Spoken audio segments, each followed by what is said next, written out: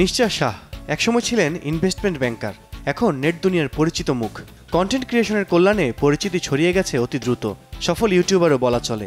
1 মিলিয়নের বেশি সাবস্ক্রাইবার তার দখলে। লন্ডনের একটি সংস্থায় ইনভেস্টমেন্ট ব্যাংকার হিসেবে চাকরি করতেন নিশ্চা। তার বার্ষিক আয় ছিল $2,26,000, বাংলাদেশি টাকায় প্রায় 3 কোটি। কোটি টাকা আয় করেও সুখ খুঁজে পাননি, চেয়েছিলেন অন্য কিছু করতে, তাই বেছে নিয়েছেন চ্যালেঞ্জে ভরা ক্যারিয়ার।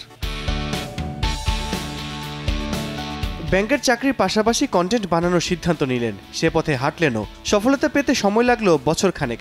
2022 সাল পর্যন্ত চাকরি করেছেন নিশ্চা। চাকরির পাশাপাশি 2021 সাল থেকে শুরু করেন নিজের ইউটিউব চ্যানেল। নিশ্চা নামের ওই চ্যানেলে এখন পর্যন্ত 98টি ভিডিও প্রকাশ করেছেন। ফিন্যান্স, বিজনেস আর সেলফ ডেভেলপমেন্ট নিয়ে ভিডিও বানান নিশ্চা।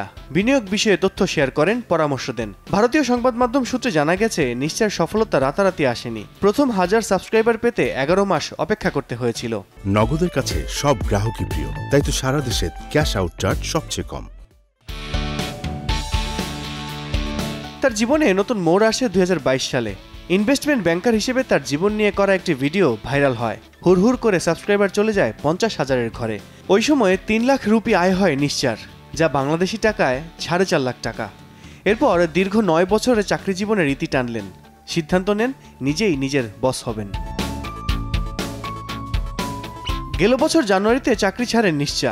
পরিবারের সদস্যরা তাকে বুঝিয়েছিলেন চাকরি না ছাড়তে। বলেছিলেন ইউটিউব ক্যারিয়ার জুয়া খেলার মতো, সফল না হলে হাত কামড়াতে হবে। তবুও পিছপা হননি, প্রাধান্য দিয়েছেন নিজের ইচ্ছাকেই। চাকরি থেকে যে টাকা জমিয়েছেন তা দিয়ে প্রয়োজনীয় সরঞ্জাম কিনেছেন। 9 Habits Keeping You Poor, How Car Dealership Rip You Off, I Read 40 Book on Money, Here's What Will Make You Rich, stuck in the red race তার চ্যানেলের জনপ্রিয় ভিডিওগুলোর মধ্যে অন্যতম। এরপর নিশ্চাকে হতাশ হতে হয়নি। ইউটিউব থেকে 1 বছরে তিনি আয় করেছেন প্রায় 12 কোটি বাংলাদেশি টাকা, যা তার বেতন থেকে প্রায় 4 গুণ বেশি। ইউটিউবের কল্যাণে সম্প্রতি খবরের শিরোনাম হয়েছেন নিশ্চা। দেশি বিদেশি একাধিক গণমাধ্যম শিরোনাম করেছে তাকে নিয়ে, যেখানে তার সফলতার গল্প তুলে ধরা হয়েছে। সফল হওয়া প্রসঙ্গে নিশ্চা বিদেশি এক গণমাধ্যমকে বলেন, আমি ব্যাংকে ছিলাম, তখন যা আয় করতাম তার চেয়ে অনেক বেশি উপার্জন করছি।